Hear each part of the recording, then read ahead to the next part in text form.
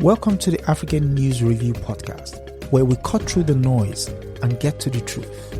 I am your host, Adesoji Iginla, and each week we are here to challenge the biases, prejudices, and misinformation in the Western press about Africa. Using historical context and contemporary insights, we set the record straight and reclaim the narrative. Tune in every Sunday at 12 p.m. Eastern as we uncover the real stories and reshape the conversations about Africa.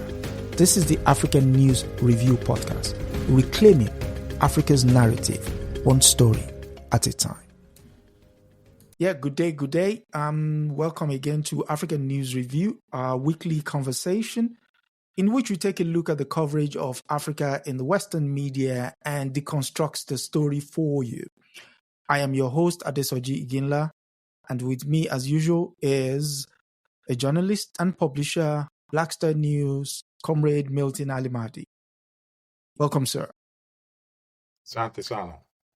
It's been a very interesting week in the Western press as regards Africa. And for our first story today, we'll go to a tiny archipelago, Sao Tome and Principe, which sits just at the tip of the Bight of Benin. And for those who are not conversant with Africa, when you look at the armpits, the curve of Africa, it's a tiny little speck of island there.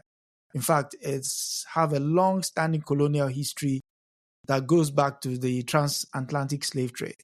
In fact, the first plantations were set up by the French on the archipelago. And so our story comes from Radio Deutsche Welle, and it reads, how does Portuguese-speaking Africa stand on Russia? Russia has beefed up efforts to build stronger relations with Portuguese-speaking African nations, position itself as a military power without a colonial past. And the key part for the story for me is 6 of the 9 CPLC, that's the Community of Portuguese-speaking countries, Angola, Cape Verde, Guinea-Bissau, Mozambique, Sao Tome and Principe, and Equatorial Guinea are on the African continent. Only 2 of which, Cape Verde and Sao Tome and Principe, condemned Russia's military war of aggression in the United Nations General Assembly resolutions. Angola and Guinea-Bissau in 2022 condemned Russia's so-called referendum on the annexation of eastern Ukrainian territories as illegal. The CLC also, while seeking balance, tried for a long time to paper over this rift through organization, but now with this agreement between Moscow and Sao Tome, the conflict has become clearly visible, said Portuguese Sao Tome journalist João Carlos, who reports for Deutsche Welle from Lisbon.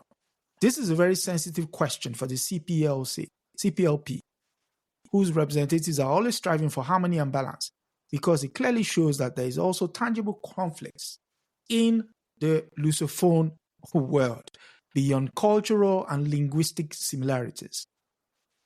Da Costa said Russia's Sao Tome military agreement should not be dramatized and emphasized the need to respect the sovereignty of all CPLP states. I will stop for now. What's your initial take? Okay, so I think when you were opening up, you misstated. You said France. I think you meant to say Portugal. Portugal, sorry. Right. Sorry. Okay, so what happened is that the story is misframed because the story in itself is a good story, but it's, if you don't frame it in the total framework of what's going on between the United States, Russia, Ukraine, in the world and in Africa, the story has the elements, but it's not well written. It's not, the pieces are here and there. So, if it had a better editor, it would have been a much more compelling story. They talk about the voting at the UN at another part. It's not all, well crafted and connected. It's, of course, part of, so the story should have started saying as part of the contest between Russia, Ukraine, and its ally, the United States.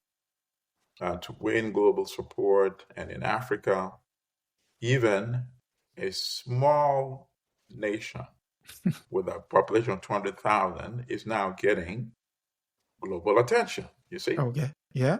So when you start like that, then people want to know, why is a small nation of 200,000 getting global attention? Well, then we'll find out that since the conflict began, both the US and Russia have been trying to get, who's lined up on our side, because it doesn't matter the size of a nation. When you tally it all up, it's a country, you see? So you say we have 50 countries on our side. We're now going to say, okay, how many of them are 10 of them small? That becomes secondary, you see? Because then you can go on the PR campaign that we have more countries lined up. So our cause is much more just. That's how the story should have been framed. So now a reader could read it, and at the end, if they're not following the geopolitics, would say, wait a minute. So why should I care than a country with a population of 200K population? Which is not even the size of New York. With Moscow, it's not going to change the balance of power. True. Anywhere in the world, right? Yeah. So the pact itself is not going to shift power, but the political element, the public relations propaganda, is the bigger thing. And then, of course, that will be the first line of the explanation. The second line would be, okay, which is hinted at, actually, in the story. Now that one of these countries, have been added on, which one of the other French-speaking countries, Portuguese-speaking countries, are going to line up and sign? You see?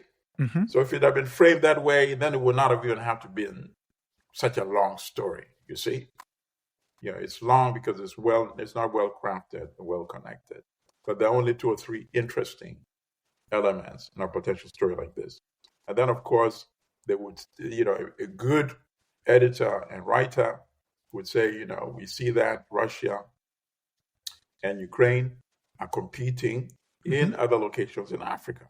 Then you bring in Mali, then you bring in Sudan, you bring in other African countries. Then it would have been a well-framed story. So that would be my comment to this point. Okay, so initial thoughts. There's another piece here which might shed more onto the story, where it says Portugal's dismay, concern, and confusion. Portuguese Foreign Minister Paulo Rangel expressed dismay, concern, and confusion over this agreement from Portugal and other European states.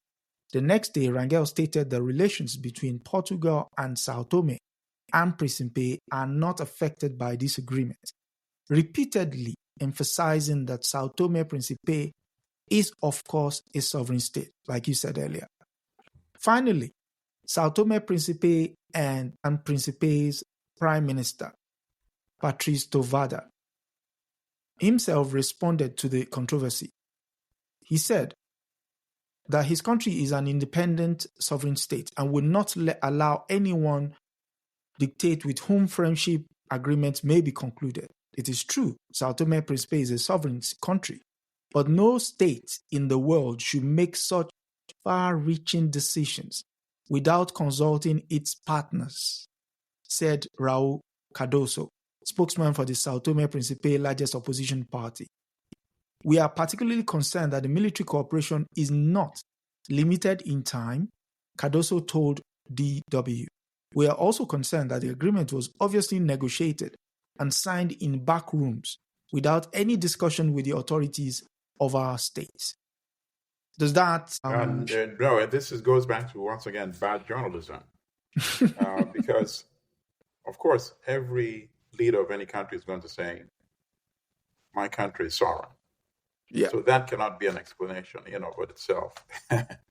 That's very important. So they're hiding their hand, is that what you're saying? No, but I'm also putting the onus on the reporter. There's not a single reference to why are they signing this deal. How can you do a news article without answering the why? You have the what, which is the signing. Yeah. So your job, if you can't think it out yourself, is to go to people. In fact, the opposition leader might have told him, and maybe he didn't include it in the article, but if you did ask, then you're not a real journalist. The rule of the country is not going to tell you the real reason. The opposition leader, he may have actually told the guy, would be surprised if he did not. Even if they was not asked the question. I'm sure he might have said, I think he's doing this now because of XYZ. So let me speculate. Maybe he does that because now, as part of the training, they're going to beef up his own personal security. Okay. Right? That could be a possibility. Yeah. Which give him a stronger hand going forward. I don't know if he's term limited, off the board. I don't know that. If it's not, maybe it's going to boost his persona going into the next election. Right? Now we see he has more security, he has this training, there's an emblem of more stability aligned with a former global superpower. All that should have been in this report. So the report is almost like a press release. So-and-so said this, so-and-so said this. Maybe the connecting all of it together. But there's also one possible element. Another possible element is that the leader of the country is looking to bargain and leverage that agreement and position. Why should I be taking orders or directions from our former colonial exploiter, Portugal? Now, obviously, I'm giving them a reason for them to be kinder to my government and give me the things I've been asking for a long time.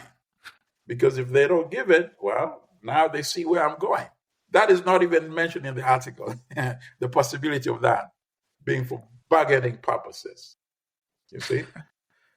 Can I also add that the lead might actually be buried, the why you're seeking is that might actually be buried deep down, because I highlighted this bit.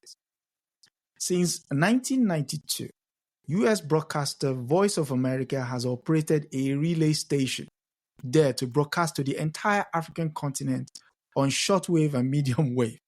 The ideal location of the archipelago makes this possible due to its proximity to major oil exporting nations of Nigeria, Gabon, Equatorial Guinea, and Angola. Considerations have often been made for years to build a deep sea port for large tankers in the North Sea island of Sao Tome, which could load crude oil abundant in its natural waters, as well as in the waters of neighboring countries. Could that be the why?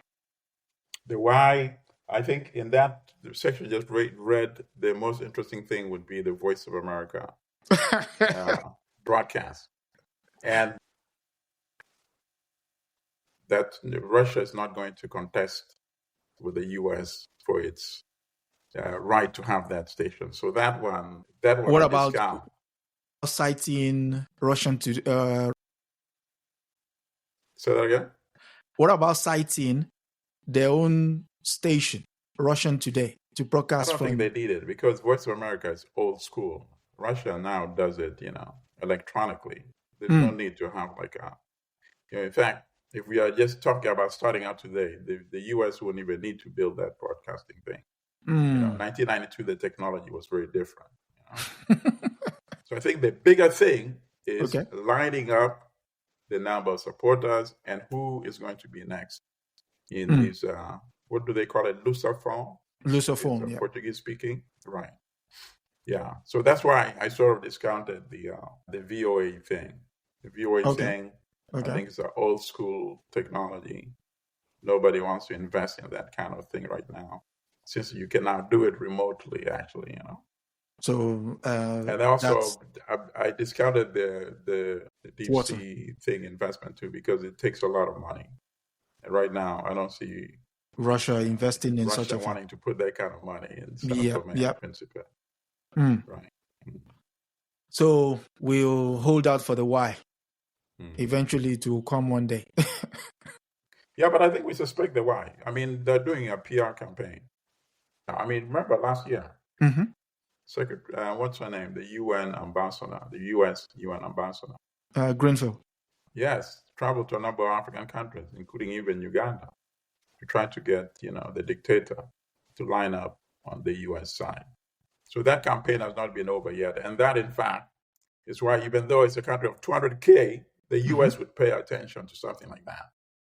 And I'm sure the State Department might send a short, memo to the foreign ministry. We don't understand what's going on here. And remind them of whatever they're getting from the US right now.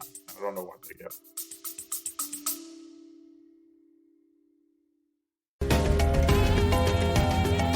Just taking a quick break here on the African News Review podcast, but don't go anywhere. If you're enjoying our deep dive into the real stories behind the headlines, make sure to subscribe so you never miss an episode. Every Sunday at 12 p.m. Eastern, we're here to debunk the myths and bring you the truth about Africa. Want to help spread the word? Share this podcast with your friends and leave us a review. It goes a long way in helping others discover the real Africa. Without further ado, let's get back to setting the record straight.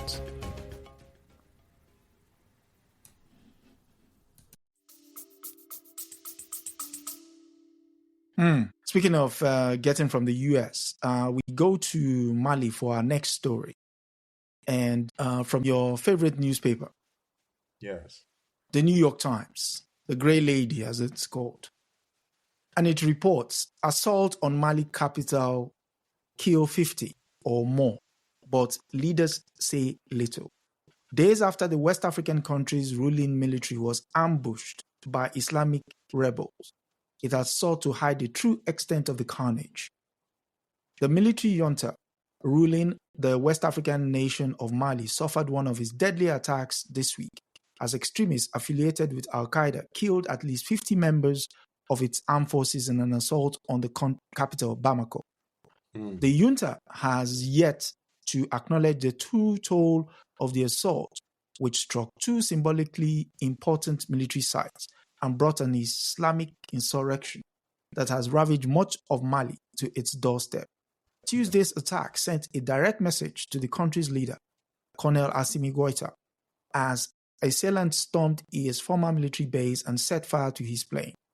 The Islamic group Jama Nusrat al-Islamiyya wal Mumin, or JNIM, which has declared allegiance to Al-Qaeda, is one of the deadliest extreme organizations in West Africa, claimed the responsibility for the attack, the first in Mali since 2016. Let me do this, then I'll come to you. Minutes after the attack began, assailants stormed the airport where they set fire to the presidential plane used by Colonel Goïta, according to photos shared by the extremist group, as well as videos posted to social media whose authenticity was verified by the Times. Your initial thoughts? I have some misgivings, but I'll listen to you first. The story, obviously we know why the story's been written. You and I, we know why the story's been written. We know why they're focusing on the destruction that the attackers were able to wreak. And we know why they keep emphasizing that the government is not giving this true picture. The number of casualties may be much, much higher. Right? Yep. They're giving the intricate detail of how close to the seats of power that the attackers were able to get to infiltrate, coming all the way to the airport, the VIP section of the airport, damaging all these planes. This is a country that does not have a lot of planes, first of all, right? True. They're doing that because obviously Mali has changed its relationship with the former imperial power, France, and also by extension with the United States. So basically the story is, look how vulnerable you are. Their defense system and capabilities are. And that is why the attackers were able to inflict this kind of damage. And it's quite serious if somebody is able to come to your national airport, right? That is almost like coming to your state house, right? Where the president resides, or going to the parliament where the legislative resides, right? So yes, if relations with Mali had not been severed with France, and it was not strained with the United States, the story would not have this tone, right? It would not have this tone. This tone is almost like, look how relatively efficient the insurgents are, and look how relatively inefficient the government that kicked us out are. So the implication is that they made a mistake to have kicked out the French and the United States influence. And that's what the story is all about. Otherwise, they wouldn't care a hoot about some attack in an African country. You know, to have extended this amount of print. Yep. Right. But this amount of print and this amount of detail, the various, people being quoted, whether it's on the record or anonymous. I think the person quoted on the record is actually the one who's in exile, maybe. But so that's my take on this story. Okay. So one final part, which might actually add to what you're... But there's another part. Okay. So turning their back on traditional allies like France and the United States, they have instead brought drones from Turkey and contracted with Russia's Wagner group to send mercenaries to fight the rebels. But so far, the military has struggled to contain the Islamic expansions, analysts said. In a statement on Wednesday, the extremist group said that it had killed hundreds of Malian soldiers and Wagner mercenaries, which the Times could not confirm. The Islamic insurgency, which began in 2012, has been concentrated in northern and central Mali, but militants have been moving southwards towards the capital since 2022, carrying out dozens of attacks in neighboring regions. USA. Okay, so first of all, we get to the meat of the story, which I already addressed in terms of the contestation between the U.S. and France on the one hand, and Russia on the other hand, and which is why, as I said, the first article was not, well done to not make these connections with what's happening in other parts of the continent. Malpractice in journalism, right? So now here we are told that analysts said their military capabilities have been eroded, right? Yep. But the analyst was not asked or did not say whether it had been any better when the United States and France were allied with Mali. And also, this is not the first time. And I don't remember when, and I think we could easily look it up, that there's been an attack on the capital. So now, but the story is giving the impression that, now they're attacking the capital, which is the seat of government. So they are sort of stirring up that panic as well, right? Within the country and from outside observers. They're saying, I see what happens when you kick out France and the United States. That's what you get. So I think it would have been journalistically responsible for the writers, the reporters, to mention I don't know whether this is the third or the fourth, time there's been an attack on the capital. But I won't even bother doing it, but anybody who's listening or watching can Google it. Is this the first time on the attack on the capital by insurgents? And the answer is, of course, no. I don't remember the dates, but I follow news so close that I know this is not the first time. So not to mention that is also journalistically dishonest. Because obviously, if you have insurgents attack Abuja tomorrow, the capital of Nigeria, that would be a major story. Every angle and perspective would be a major story. But if it's happened in the past, yes, it's still a major story, but it has a different dimension now, you see? Yeah. And that, of course, is a general reader would not know that and would not see that. It would just be like, wow, now this happened. And in fact, I think the article mentions bringing something to the doorsteps, like bringing the war to the doorsteps. That would be a true sentence if this was the first time. But unfortunately, it's not. So you see that deception that slid by? Okay, so now. What about the regional situation? Does the regional situation play into the article which is avoided in writing this piece? Okay, well, there are 2 points that I wanted to make, which is, and it's actually, all right, so they talk about, killed many soldiers, including Wagner mercenaries. That, of course, is a big interest to the United States, right?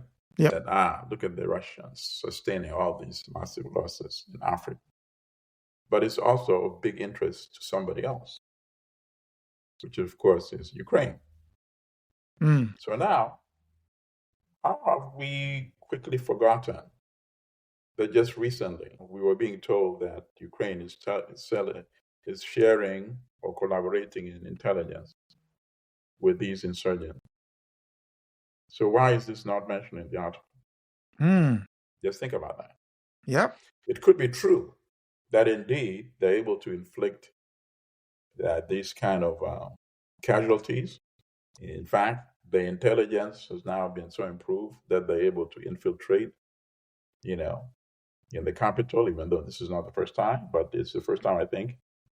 I think they even mentioned it somewhere since 2016 or something, that they've come this far.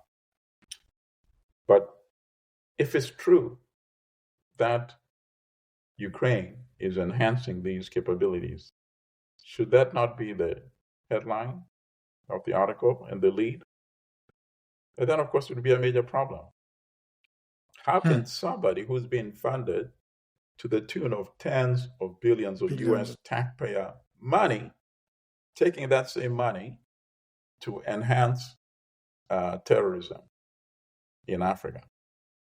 Think about that. Interesting. So that's an interesting angle. Could actually be the real story that, of course, the New York Times will never do, because if they choose to do this, this is big, but very small. It's very small, but if you turn the lead upside down, that's what you get.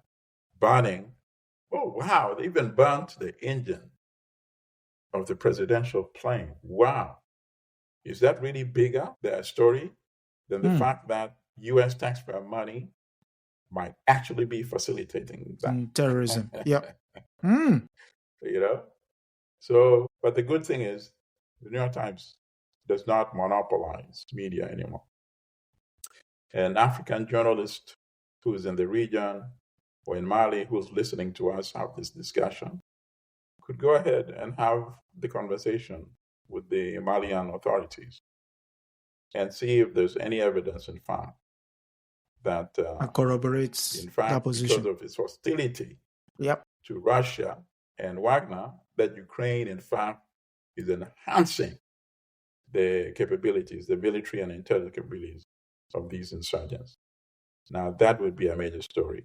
And if you confirm that story, The Guardian might do it, Al Jazeera might do it, but the usual suspects, I doubt, BBC, CNN, Washington would not run it. Post, the New York Times, and that really brings you back at the end of the day to, and where is the book? It's not right in front of me now. The book that I've been reading. Manufacturing Concepts. I think I have it. Yeah, in fact, it's too far away. I can see it, but I can't grab it. If you have your copy, you can hold it up to the readers. Manufacturing Consent. My copy is actually behind me as well.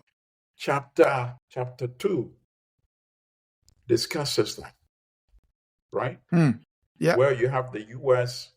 supporting, at that time, El Salvador and Guatemala. So all the negative attributes in those countries were diminished, right? The death squads, They were killing thousands of people, tens of thousands of people. And yet, if it was reported, then Congress would have cut off aid, you see? So they were always massaging, including the New York Times. And Chomsky and Edward Herman, detailed it very clearly in that book, Manufacturing Consent. Yeah. And then Chomsky and Herman compare how the Times was covering Nicaragua, right? Very hostile coverage. Yeah, and of course, it was not as bloody as what was going on in Guatemala and El Salvador. But those were client states, right? El Salvador and Guatemala. And Nicaragua had overthrown Somoza, who used to run a client state. In Nicaragua, right? So you see how the politics also conditions, what is purported to be journalism. Why is that a major story? Think about it. Even if they were just sending them stamps, nobody mails letters anymore, right? Yeah. So stamps is not even a good example. If they were, I don't know, even they were sending them even chewing gum, right? Maybe these insurgents just like chewing gum. And if that was the only thing that Ukraine was giving them, that would still be a major news story. Why are you giving them anything? Period. Right? So we are not talking chewing gum. We are talking potential intelligence. I've not even seen a follow-up to refute the allegations made. Would that not be a big story? That should be. Can you claim that Ukraine, supported by tens of billions of dollars in U.S. taxpayer money, is in any way or form supporting these terrorism insurgents that the U.S. was very recently, until kicked out by these countries, engaged in fighting? So in other words, you're almost indirectly fighting the U.S. So I want you in Ukraine, Zelensky, to deny it, that this is preposterous. Ukraine would never do such a thing like that. This is a slanderous story, by the incompetent Mali authorities. Have we heard that statement? No. So that tells me that there's something there. There's smoke, there's fire somewhere. And that comes so from now, by going that, so this becomes the focus, because you read it psychologically. To you, the big story in Mali is now, wow, they're all the way in the capital, right? Instead of, wow, how could Ukraine be doing this outrageous thing? You see how spin works, right? That is manufacturing consent, because now the manufactured consent is focusing on the attack on the airport and whether the authorities are suppressing the death count. Yes, it's not good to suppress the death count. It's not good. Yeah. But there's a bigger story, which is what I'm saying. If those allegations made by the Mali authorities a few weeks ago were correct. So which means material resources are funneled, maybe not directly, intently, by... And we don't know that. We don't know that. Yeah, But the silence makes me worried that there could be substantial support. You see? And but would that be encouraged? A very strong denial. That also concerns me. So do you think the United States would surreptitiously... It's what we call inconvenient truth. Let's go back to Libya just for a second. Okay. Remember, at one point, and I've discussed this, of course, with the U.S. supporting the insurgents fighting to overthrow Gaddafi, right? Yep. 2010, 11? 2011. Right? 2011. And then it turns out that these U.S., NATO, Western supported insurgents are targeting to kill Libyans who look like you and I. You and I, yep. In the city of Tawaga.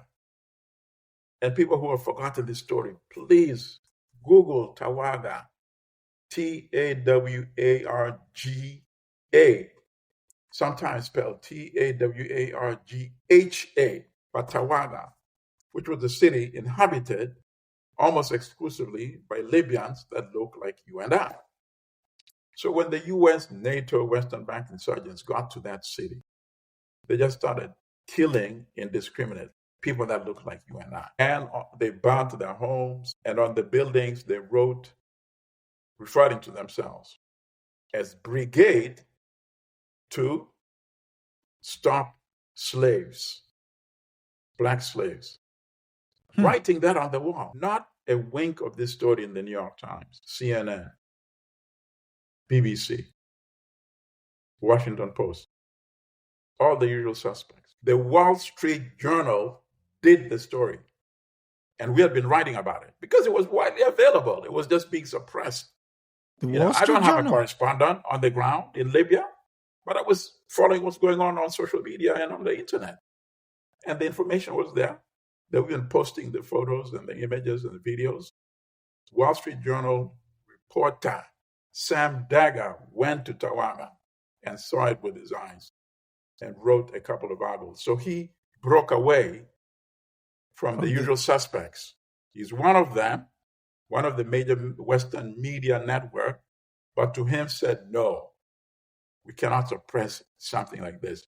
Why was it suppressed? Because it was an inconvenient truth. Because the question would be then, especially in the United States, by the African American constituency, wait a minute, we have a Black president, and these are the insurgents that we're supporting, and look at what they're doing to people that look like us here as African Americans? No. That would have caused them to even reconsider, right?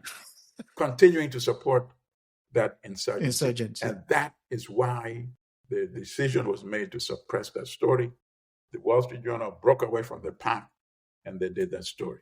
So I'm hoping, once again, if this story about the allegations made by the Mali authorities about Ukraine support is true, I'm hoping one of the major media networks once again break away. This is not the right thing to do. Break away from the path and really tell us the truth. And then one final point on that issue. As you know, it's in my book in the Introduction of Manufacturing Hate. We wrote an editorial on Black Star News. I forget what page it's on. And we put the phone number of the managing editor and publisher at the New York Times. We told readers, call and ask them, why are they not writing about Tawaga? We put the number for the White House, call the White House and ask the presidency.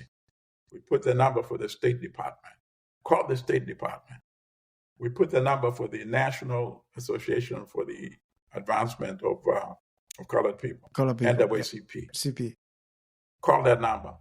The National Urban League, which is the other major civil rights organization, we put that number. The next day after we published that editorial, we could not access our website on 3 days. I explain it in my book. And we were told by our provider, Network Solutions, that there's a technical glitch. On the third night, sometimes you wake up, something is telling you, no. I woke up around 4 a.m. I called them again because they work 24/7. And this time I got the names of everybody I spoke with. And then I told them, when they said technical, I said, I don't believe you. Are you telling me that all the thousands of websites that you guys host, all of them are not able to access their website for 3 days because of technical problems? No, I don't believe you. Went back to bed, woke up a couple of hours later. Now, lo and behold, we can access our website. Lo and behold, that editorial had been deleted. Think about that. Black Star is not a mega company, but even though we are a small website, we had that story. And that was so inconvenient to the agenda, which was to overthrow and eliminate Gaddafi. They could not afford to have, even though it's now on just a small website, for this to spread around. And now you have Wall Street Journal also writing about it. Yep. So they don't play games when it goes to the stories they want to suppress. And I hope this is not what we're seeing in Mali right now. Speaking of, thank you for that. And speaking of suppression, we go to Kenya. Kenya too has been in the news with suppression of anti-government protesters. With this next story comes from The Guardian, the UK Guardian, and it's titled "Missing Kenyan Anti-Government Protester Resurface as Police Chief Appears in Court." Anger has been growing at Police Chief Gilbert Masingeni after abductions of Jamil and Alam Longten and Bob Nyagi. 3 Kenyans who were abducted last month after taking part in an anti-government protest have resurfaced amid anger directed at a police chief who belatedly honored a court sermon in relation to the disappearance after they were found. The 3 went missing on 19th of August after being taken away by people alleged to be police. Brothers were abducted in the afternoon after they left their house, while Nyagi was ejected from a bus by Max men that night and put in another vehicle. Their disappearance followed a deadly anti-government protest that lasted nearly 2 months, in which dozens went missing. The matter caught national attention after the acting Inspector General of Police, Gilbert Masingeni, snubbed court summons to answer questions about their whereabouts. Last Friday, after Masingeni had failed to honor the summons 7 times, a judge ordered him to serve 6 months in prison for contempt of court, suspending the sentence for 7 days to give him another chance to appear before the court. On Friday, Masingeni made a last-minute appearance and apologized for his absence, thus avoiding the conviction. We believe the men's release was intended to provide immediate grounds for Masingeni to challenge the conviction, Colonel Odua of Kenya's Human Rights Commission told Agent France Press. What is going on in Kenya? Okay, so William Ruto is between a rock and a hard place, right? Because he was feted at the White House, right? Yep. So he was recognized. He sat in the big chair as well. He sat in the big chair. Even as a junior guest, he was brought into the club, right? Yes. Special membership. You know how, and reminds me, during apartheid, they had a very strict color ban, as you know, right? At the height of the racist apartheid regime in South Africa. And at the same time, they were very hurt and concerned by the global isolation in sports and entertainment, and then later on in business, right? Yeah. By the global community because of apartheid. And they would invite Black entertainers. I don't remember the names of the ones who refused. I know the ones who went, rather. I know the ones who rejected even a large sums of money, like Ali, people like Arthur Ashe, they were trying to get them to go, offering millions of dollars. They rejected. But some went, and they paid them money, and they were given what they call the status of being an honorable white person. Because otherwise you would not be allowed to land and go through the same airport and all that. You would not be allowed to stay in those hotels. So they waived off your Blackness officially for the duration of your stay. The stay. So the Black artist, paid all this money, and for 2 weeks, let's say he was there for 2 weeks, he was had the luxury of being a white. Think about that. You took the money and you accepted to be an honorary white when you know you're not white, but it shows you your mindset. All right, so now coming back to Ruto. Ruto was invited to that club. I don't know whether he thinks he's honorable, whatever now, right? But he cannot behave the same way as, the pre-White House Ruto. Otherwise, of course, your membership would be quickly revoked. So he has to. So had it been the old school Ruto back in the day, we would not be talking about these 3 individuals. We would be talking about the corpses probably, right? Or found in sacks. So that helped the change in the dynamics and Ruto wanting to be a part of this club now. And then number 2, of course, it changed that what helped was the mobilization and organization of the youth, the activists. Once these guys went missing, The word went out very quickly. They had press conferences.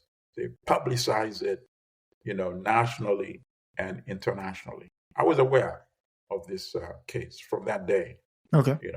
I'd heard of it. Obviously, I've been think of many other issues and all that, so it wasn't like on top of my mind. But the fact that I remember it just shows you how effective the organization and the reaction was.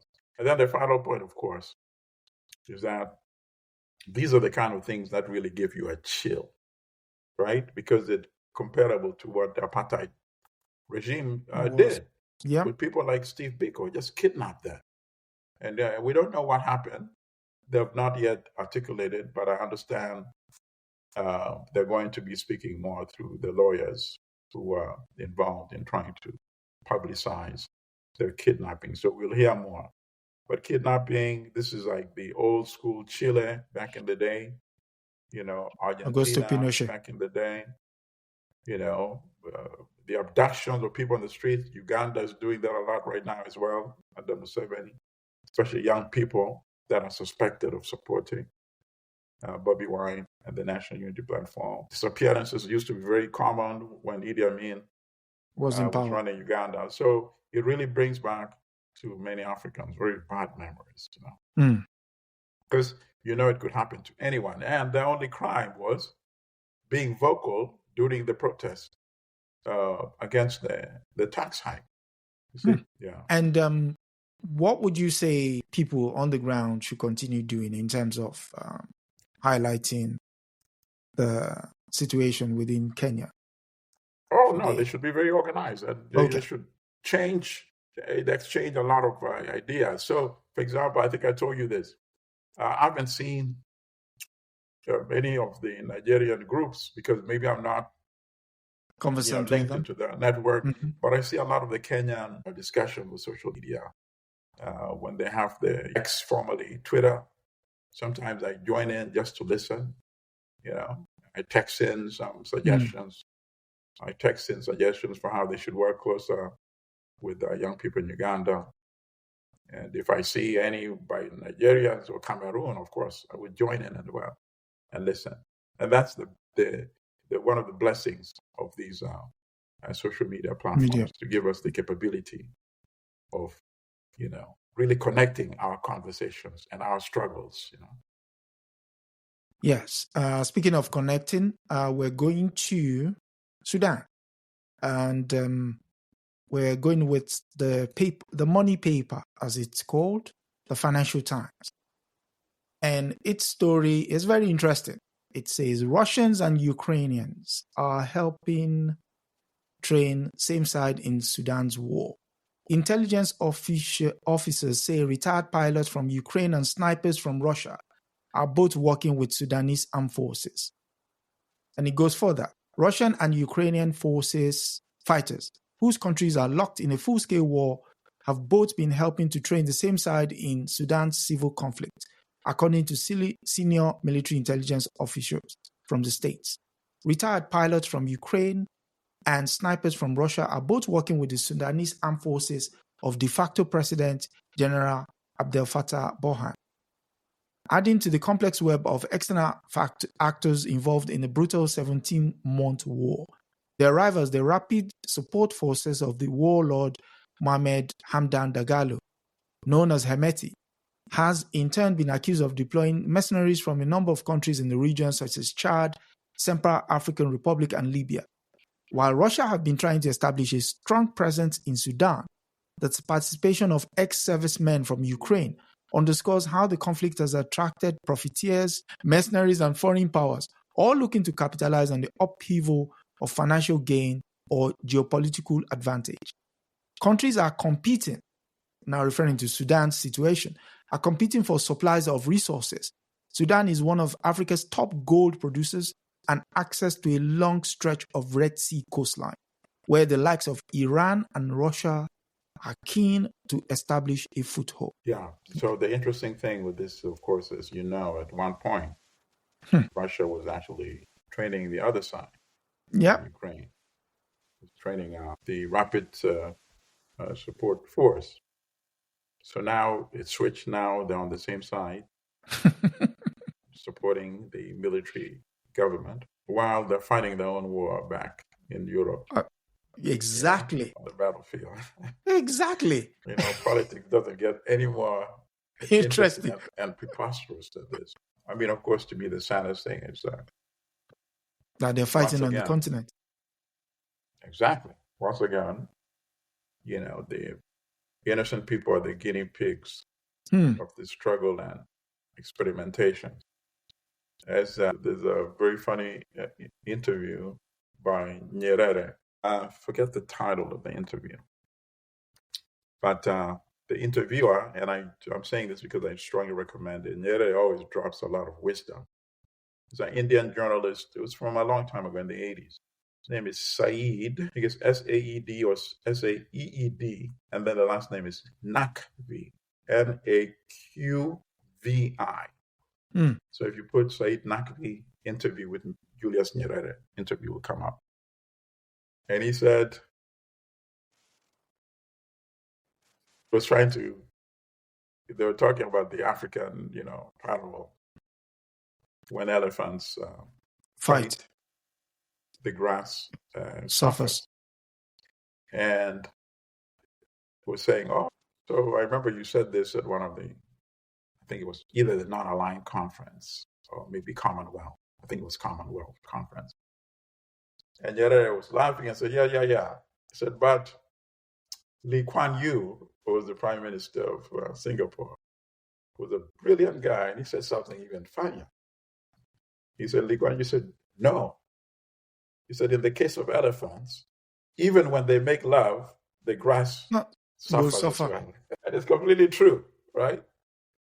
So now in Sudan, Ukraine, and Russia, who are fighting in Europe at home, now they're, quote unquote, making love in Sudan, Africa and Sudan, at least in Sudan, in the sun. At the same time, the Sudanese people are still suffering. Oh yeah. It's quite, it's very sad. We're in a predicament, right? I mean, it's one of the reasons why I actually picked the story. It's the mind boggle. Yeah. You see this but it tells you human nature and politics. At the end of the day, they're not very serious. They can switch sides like that. It's about where do our interests align. Here, our interests align, we'll be on the same page. Meanwhile, we're issuing orders back at home. Go kill Ukrainian troops over there. Go kill Russian troops over there. Go kill Ukrainian civilians over there. Yes, go kill Russian civilians over there. The cynicism of so-called leaders, right? And politicians. It's just, it should not surprise anyone anymore when you see something like this, right? This is the best example of how they play with other people's human lives. Right? No, really. I mean, that to me is like, you don't see any other explanation. Yeah, the human lives, we are the expendables. We are the expendables. And then, of course, in the case of Ukraine, there's that other dynamic as well. You really wonder to what extent they want to continue with this war, to what extent they want to try to negotiate a peace deal, a ceasefire, end of the war, and to what extent that is being overwhelmed by outside powers, including the United States, right? With the U.S. and Russia, they have their own clash. Yeah. And now, Ukraine could be used as the vehicle, to advance that proxy war. So you have proxy wars in Europe, and then you have proxy wars in Africa. Being backed by the people who are involved in the proxy wars in Europe. It doesn't get any crazier. Oh, God. Well, yeah. Speaking of... I think one of the good things I love having this conversation, Comrade, is because we help our people to connect all these things. And the more knowledge you have, the more you're able to protect yourself. Man, mentally and psychologically. And physically as well. Yeah. Yeah. And before I go to the next story, have you heard about African Stream being banned from social media platforms? Yeah, in fact, there was a clip, I think Secretary Blinken making a statement. So as a journalist, what was your thought? My thought is that if it's true that they're taking any financing from the Russian state, then that is incorrect. And I'll tell you the one incident. I used to appear very regularly on RT, which is Russian TV, because I saw the lineup of speakers. So I like the fact that you were a former comrade. I could speak truth to power. See, okay. And I was under the impression that yes, they allow people to speak unedited, so it's fine. I mean, if I can speak unedited, it's fine. I'm not being paid, right? I'm just speaking. I'm making an appearance as an analyst, not being compensated. I know a lot of these guys who appear on even Western news programs. Some are compensated, consultants or whatever, right? Hold your thought. What does the issue of compensation, what does it bring into the relationship? Oh, you're compromised. Okay. I mean, you can't just to be sure. Just to be sure. Cutting your check. Okay. If somebody's cutting my check, I don't expect to you may bite even self-censor because you presume you want that check to continue coming. You see? So even though the instructions are not written out, you have to be crazy to be financed, and then you're biting the hand that is feeding you. So that's why I said that's wrong. Okay. But in my case, I was not being financed, but I used to appear. I would talk about, mostly they would bring me to discuss conflict on the continent, right? Yeah. In Africa. And then occasionally they would bring me to discuss issues affecting, the Black community here in the United States. So that I don't remember the exact details, but I spoke on some issue. I think maybe it was about police brutality. And I didn't see, normally I see the interview, normally it's broadcast live anyway. Then later I see the recording that. So this was apparently recorded. It was not broadcast live. So I thought, okay, I wonder why, but maybe they want to broadcast it on a special time, on a different day. And then one day I'm watching RT, and it was a program, and I forget the slant, but the slant was, sort of hostile to Obama. And let me speculate a little. Maybe they were saying he's not doing enough on police brutality or something. Okay. It's possible that was the slant. But as I sit here today, years later, I'm not sure. So I'm watching it. And then at one point, they splice in that segment that included me. So now it looks like I was directly criticizing Obama, which is not true. I never brought up his name in my interview. I was just, maybe I was saying, some police commanders or, are not doing enough or what have you. The two had no connection at all. But when it was weaved into the same program, from that day onward, I never appeared again on RT because now I could not trust them anymore. I was not comfortable with what they did with my journal, which was unfortunate because every live interview I've seen prominent people, including brothers and sisters in this country who are critical of the system, who come and they speak, freely, unedited. So when that happened to me, I realized you need to be very careful in what you get yourself involved in. I should have asked, why is this not being done live? You see?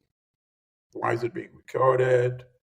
I never bothered to ask that because I could not, the last thing in my mind, could I speculate that it was going to be weaved into a narrative that had a slant that, of course, I was a very big supporter, of Obama.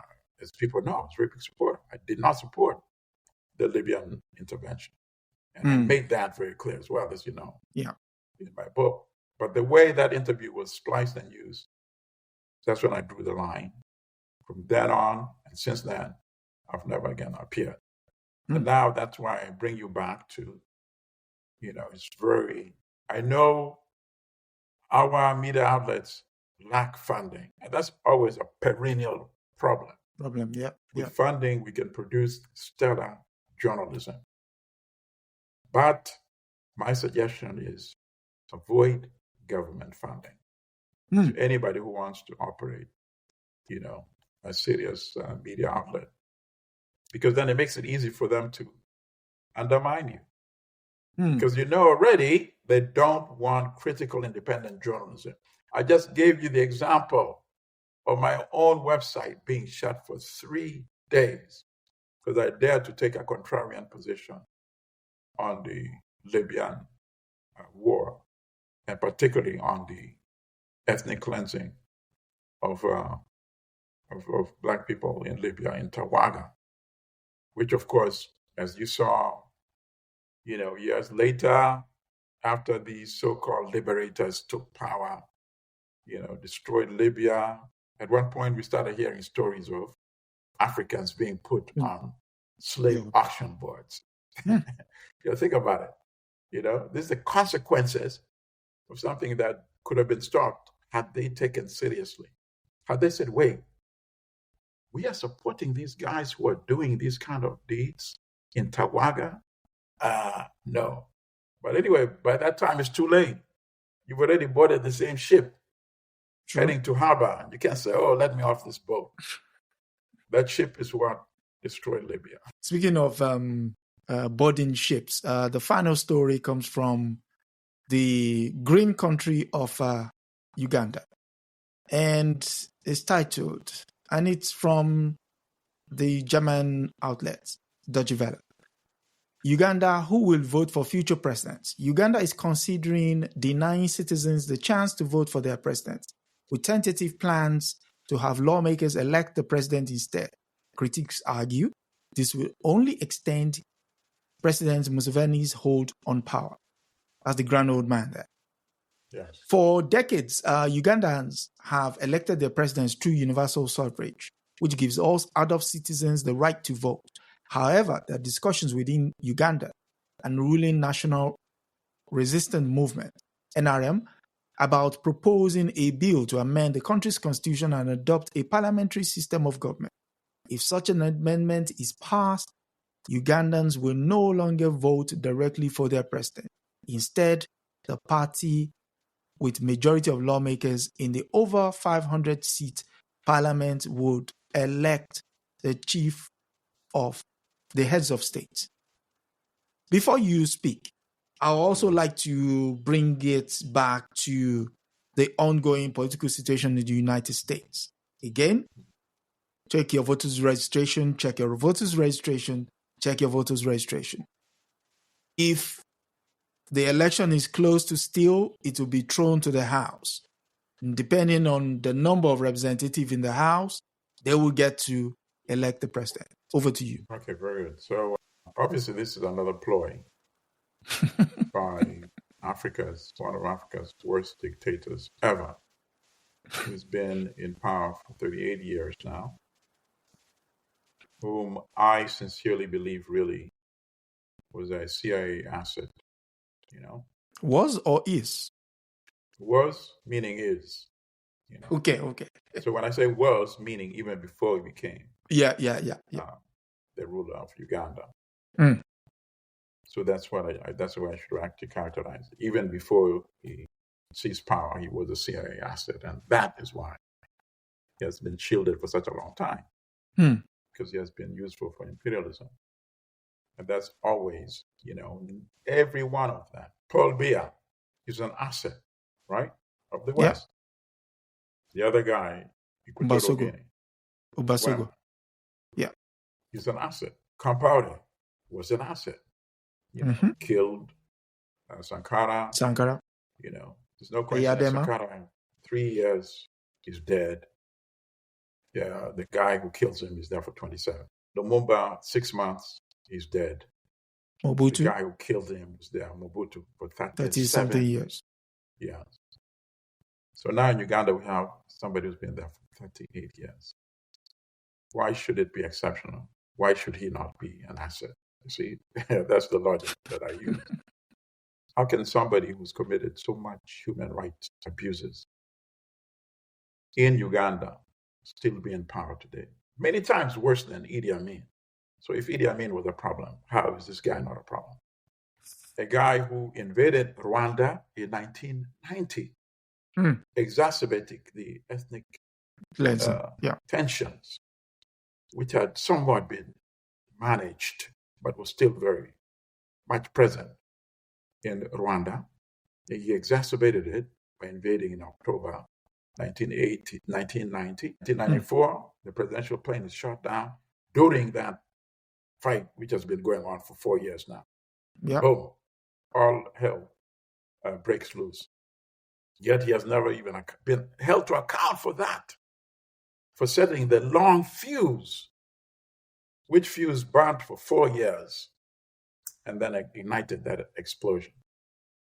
Invaded Congo multiple times to plunder resources. Estimates of people killed 7 million in Congo. Never been held to account. Congo took him to the International Court of Justice. The court awarded $10 billion for the killings and the destruction based on that invasion and occupation. They went over it for many years. I think eventually it was reduced to $500 million, but still a very serious indictment. Uganda has now started paying that money to Congo for their crimes. So Congo took the same set of facts to the ICC, right? And the Congo, of course, is confident. We already won the civil part aspect of it. Yep. At the ICC, at that time, the prosecutor Moreno Ocampo and Museveni, they have this very corrupt deal. I think Museveni says, I'll help you go after Joseph Kony. So they indict Kony, blah, blah, blah, all this PR. But at the same time, and this is a very interesting article in the Wall Street Journal, never got the play that it deserved. It was June 6th. I believe that's the date of the article. The article said federal prosecutors at the ICC were alarmed by the fact that Prosecutor Ocampo, the chief prosecutor, is taking a photo op with Museveni. And why? Because they said, based on the allegations that Congo has brought, Museveni himself could be indicted. So why are you posing for a photo with him? And the same article said Museveni picked up the phone and called Kofi Annan, who was the UN Secretary General at the time, and asked him to block that criminal investigation. And Annan said, I don't have the power to block it. It's in the article. But somebody with the power blocked it, because there's no reason why you can win $10 billion based on the same facts and not get indicted on the criminal aspect, which of course would issue an arrest warrant. So I've always speculated that the United States blocked that. And in return, he became even a much more embedded stooge of U.S. imperialism in the region. And he's finding ways to keep his longevity. So the Constitution had term limits, 2 terms as president. He removed that using the members of parliament that he bribes that are from his party. It had age limits of 75. He removed that in 2018 because now he's turning 76, right? At that time. So he could run. He removed that. This is another one of those schemes because the corrupt members of parliament that belong to his party, of course, would elect him as president. But here's the good thing. You cannot make a process just disappear at the ICC. By blocking it doesn't mean you disappear it. I'm actually hoping, in the interest of justice, that investigation is unblocked and allowed to proceed. Because based on the same set of facts, the Congolese paid a high price for all that suffering, destruction, and death. So if he's not indicted for his crimes in Uganda, let him pay the price for what he ordered his soldiers to do in the Congo. And then I don't think you'll hear any more talk of having parliament elect president, because he would be sitting with, what's the guy from Liberia again? Taylor. Charles Taylor. Yeah, you would be sitting somewhere with Taylor, Charles Taylor is in a British jail here. Yes, you should go there. Tea. They can chat about the past, experience in power, So that's my reaction to that nonsense. It's just another ploy for this guy to extend himself.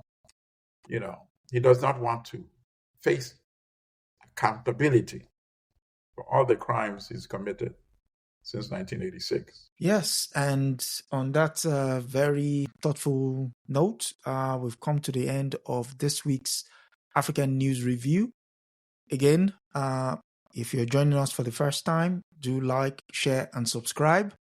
We're seeking to grow the numbers, and yes, a friend bring a friend, because the more we're informed, the better we are much more aware of what is going on around us.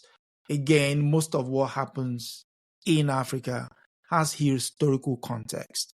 And lacking that historical insight, one would think whatever transpired today only started yesterday. And it is important to look at events in the Western press through the lens of history. Absolutely. And I am appreciative of comrade, soon to become Dr. Milton Allimadi, for coming through. And any famous last words? Yes, actually I do, for one final word. On the issue of African Stream, I think that let that be a lesson to all, that we need to fund our media outlets. We really do. We should not depend on anyone, whether it's the US, Britain, France, Russia, China. No. And we have financing. We have money individually. Let's come together as a collective. Even $1, $2, $3. Yeah. $10 there. 50 there. 20 there. It all adds up. We'll be able to produce stellar journalism. When we need to protect ourselves from China, we will. Russia, we will. The United States, we will. So that all of them will respect us on our terms. Yeah. We don't have to say, oh, let me run to Russia because the US is being so bad to me. So it can counter it. Because that comes with a price too, as you know. Oh, let me run to China because the US has been bad to me. Oh, let me run back to the US because China is now pulling some of these loans off. We can't operate like this, people. We really can't. So those are my final words. Otherwise, Aluta continue.